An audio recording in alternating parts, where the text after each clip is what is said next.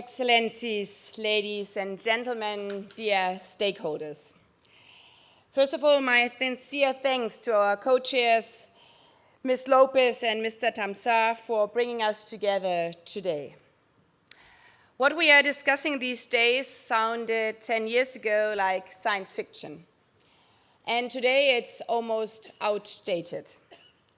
Right now, developers are integrating AI into software development process itself, automatically generating, translating, and optimizing code. Increasingly, artificial intelligence is learning to interact with the physical world through what are known as world models. A technological revolution is unfolding before our very eyes at lightning speed and with few true parallels. We have seen revolutionary innovations before, but the key difference is that those innovations unfolded over time. Today, we do not have that luxury. Aviation changed the world, yet its fundamental purpose has remained the same. The steam engine disrupted the jobs of factory workers, but it did so over years. Even the splitting of the atom, which signaled the promise of an energy future for all, was purposefully slowed because of the profound dangers of nuclear weapons. Never before has the pace and scale of change been so blinding. And never has it been more difficult for us to understand and adapt to that change. Because if we are frank, who among us in this room, especially how many policymakers, aside from the handful of experts, really understand the depths and scale of what is happening with AI model architecture, autonomous agents, or the implications of quantum computing? Therefore, from the moment the General Assembly adopted the Pact for the Future and its Global Digital Compact in September 2024, it signaled that the potential and peril of AI were too significant, too far-reaching, and too consequential to be left to a few. That is precisely why this global dialogue matters. Because something with such power, with such profound implications for our economies, our social systems, our defense, and therefore our peace and security, but especially for even our homes, our food, our children's bedrooms, can only be meaningfully and safely managed together. And the UN was built for moments like this. Even if the founders of the United Nations who drafted this charter 81 years ago knew nothing about AI, they didn't even have a computer. Yet they recognized the evolving nature of humanity's challenges, and the charter committed us, and I quote, to achieve international cooperation in solving international problems of an economic and social, cultural, or humanitarian character, together. Because something with such a power needs a global platform. It needs the United Nations. So, to anyone who's questioning whether the UN is acting within its mandate, the answer is right here in the Charter of the United Nations. AI presents an opportunity and a challenge that the United Nations is uniquely built to address. Like 81 years ago, the world must come together. And luckily, at least most of the times, we are human beings capable of learning. And by now, we know that we need not only a few countries, but all countries to face global problems.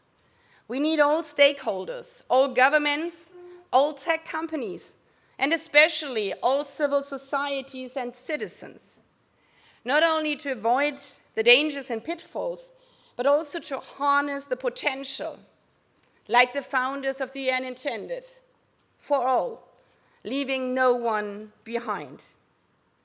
Because this is too big for any government alone, and as I said before, too complex.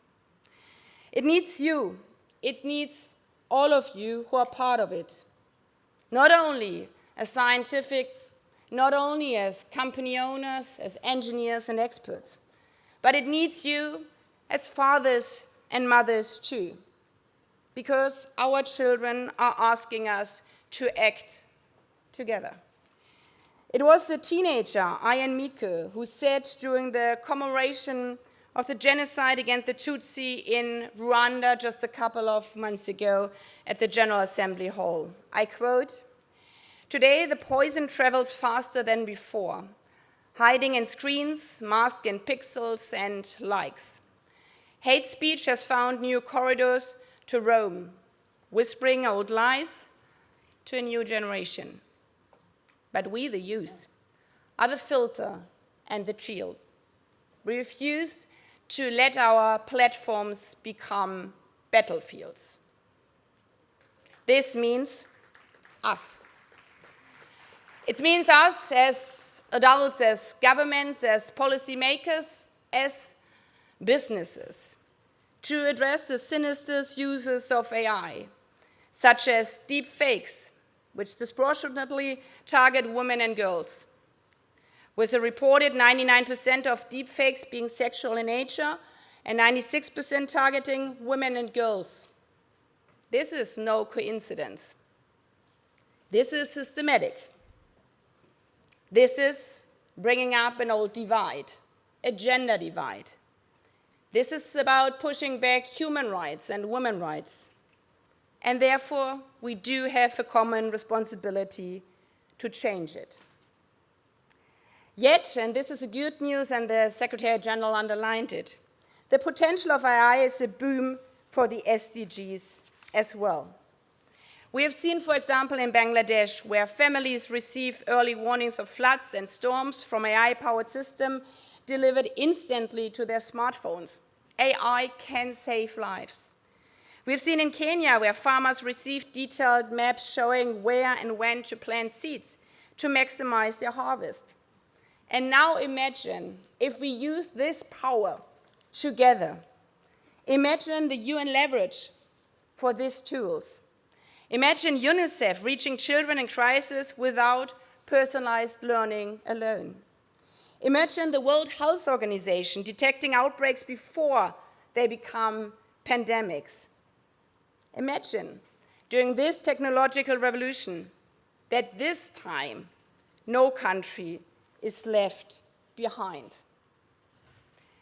The establishment of the Independent International Scientific Panel on Artificial Intelligence is therefore a major milestone, for the first time delivering parity across genders and regions, while drawing from expertise from all sectors. And it's a big accomplishment of the Secretary General to push that through since, as he mentioned, 2017. While this should simply be common sense, yet we all know we live in the world as it is today. And therefore, this won't be easy. Therefore, it's up on you, on every one of us, to seize this moment of being better together. Or, as Franklin D. Roosevelt said more than 80 years ago, also in a crucial moment for the world, I quote, "Power must be linked responsibility and obliged to defend and justify itself within the framework of the general good." I thank you.